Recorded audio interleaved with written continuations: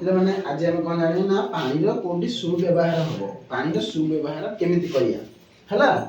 ଆଉ ଯୋଉଠି ସୁବ୍ୟବହାର ହଉଛି ଆକ୍ଟିଭିଟିଜ ଆମେ ସେଠି ଠିକ ମାରିବା। ପାଣିର ସୁବ୍ୟବହାର କଣ ନା ପାଣି କି ଯୋଉଠି ଉପଯୋଗ ହଉଛି, ଯୋଉଠି ଆମ ଦରକାରରେ ଲାଗି ପାରୁଛି ତାକୁ ଆମେ କହିବା ସୁବ୍ୟବହାର।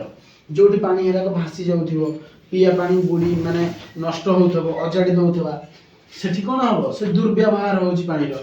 ପାଣିର କଣ ହଉଛି ଦୁର୍ବ୍ୟବହାର, ସେଠି କିଛି କାମରେ ଲାଗୁନି। ଫାଷ୍ଟ ଚିତ୍ରରେ ଦେଇଛି ଦେଖ, ସମସ୍ତେ କହିବେ ମୋ ସାଙ୍ଗରେ ପାଣି ଏଠି କଣ ହଉଛି ନା ବାଲ୍ଟି ଫୁଲ ହେଇଯାଇଛି, ତାପରେ ବି ଟ୍ୟାପ ଚାଲିଛି। ତାହେଲେ ପାଣିର ଏଠି ସୁବ୍ୟବହାର ହଉଛି ନା ଦୁର୍ବ୍ୟବହାର ହଉଛି? ଦୁର୍ବ୍ୟବହାର ହଉଛି। କାହିଁକି ନା ପାଣି ହେରାକ ନଷ୍ଟ ହଉଛି, ଯୋଉଟା ନଷ୍ଟ ହବ ସେଟା କଣ ହବ ଦୁର୍ବ୍ୟବହାର ହବ। ଏଠି ଆମର କଣ ହଉଛି ଦୁର୍ବ୍ୟବହାର ହଉଛି ନା ପାଣି ହେରାକ ହଉଛି ତଳକୁ ବାହାରି ପଡୁଛି। ତାପରେ ଏଠି କଣ କରୁଛନ୍ତି ନା ଜଣେ ପାଣି ଟ୍ୟାପ ଅନ୍ କରିଦେଇକି ଦାନ୍ତ ଘଷୁଛନ୍ତି। ପାଣି କଣ ଟ୍ୟାପ ଅନ୍ କରି ଦାନ୍ତ ଘଷିବା କଥା? ଯେତେବେଳେ ଦରକାର ହବ ସେତେବେଳେ ସିନା ଅନ୍ କରିବା କଥା। ତାହେଲେ ଏଠି କଣ ହଉଛି ଦୁର୍ବ୍ୟବହାର ହଉଛି। ଏଠି କଣ ସୁବ୍ୟବହାର ହଉଛି କି? ହଉନି। ତାପରେ ଜଣେ ଏଠି କଣ କରୁଛନ୍ତି, ଏଠି ପାଣି ଗ୍ଲାସରେ ରଖିଛନ୍ତି, ଯେତେବେଳେ ଦରକାର ହବ ସେତିକିବେଳେ ହିଁ ସେଟା କଣ କରିବେ ବ୍ୟବହାର କରିବେ। ତାହେଲେ ଏଠି କଣ ହଉଛି ପାଣିର ସୁବ୍ୟବହାର ହଉଛି। ତାହେଲେ ଏଇଟା ଆମେ କଣ କରିବା ନା ଠିକ ମାରିବା ନିୟମ, ଏଠି ଠିକ ମାର ବାସ୍।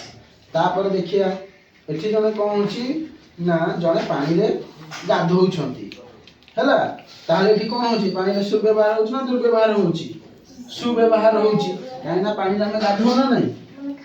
ତାହେଲେ ଏଠି ଆମର ଠିକ ମାର ନିୟମ, ଏଠି ଆମର ଠିକ ମାର, ଏଠି ଏଠି ଏଠି এই ଜାଗାରେ ହଁ ଠିକ ମାର ବାସ୍। ତାପରେ ଘରେ ଆମର କଣ ହୁଏ ନା ମାମା ରୋଷେଇ କରନ୍ତି ନା ନାହିଁ? ଘରେ ସବୁ ରୋଷେଇ ହୁଏ ତମର? ରୋଷେଇ କଲାବେଳେ କଣ ହୁଏ, ଭାତ ରୋଷେଇ କଲାବେଳେ ହଉ କି ତରକାରୀ ରୋଷେଇ କଲାବେଳେ ହଉ ପାଣି ଦରକାର ହୁଏ। ତ ସେତେବେଳେ କଣ କରନ୍ତି ନା ମାମା ପାଣି ଦିଅନ୍ତି।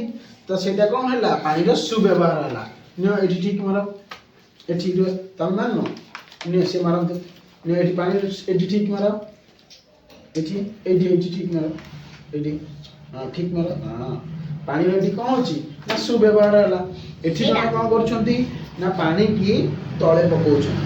ତାହେଲେ ଏଠି କଣ ପାଣି ସୁବ୍ୟବହାର ହଉଛି? ନଷ୍ଟ କରୁଛନ୍ତି ପାଣିକି। ଏଠି କଣ ହଉଛି ନା ପାଣିର ଦୁର୍ବ୍ୟବହାର ହଉଛି। ତାହେଲେ ଏଠି କଣ ଠିକ ମାରିବା ନା ମାରିବାନି। ସେଥିପାଇଁ କଣ କରିବା, ସବୁବେଳେ ବସ ସିଧା ହେଇକି ଆମେ ସବୁବେଳେ ପାଣିକି ପିଇଲା ବେଳେ ହଉ ଗାଧେଇଲା ବେଳେ ହଉ ପାଣି ନଷ୍ଟ କରିବାନି। ଭଲ ପାଣି ପିଇବା ପାଣି, କାହିଁକିନା ପାଣି ନଷ୍ଟ ହେଇଗଲେ ଆମକୁ ଆଉ ପାଣି ଆଉ ମିଳିବନି। ବୁଝିଲ କି? ପାଣି ନିହାତି ଭାବରେ ଆମେ ସୁବ୍ୟବହାର କରିବା। ସବୁବେଳେ ପାଣିରେ ଖେଳିବାନି। ହଁ ସେମିତି ଖେଳିବନି ପାଣିରେ, କେତେବେଳେ ପାଣି ଅଜାଡ଼ିବନି ହେଲା। ପିଇବା ପାଣି କେତେବେଳେ ଆମେ ନଷ୍ଟ କରିବନି। Very good.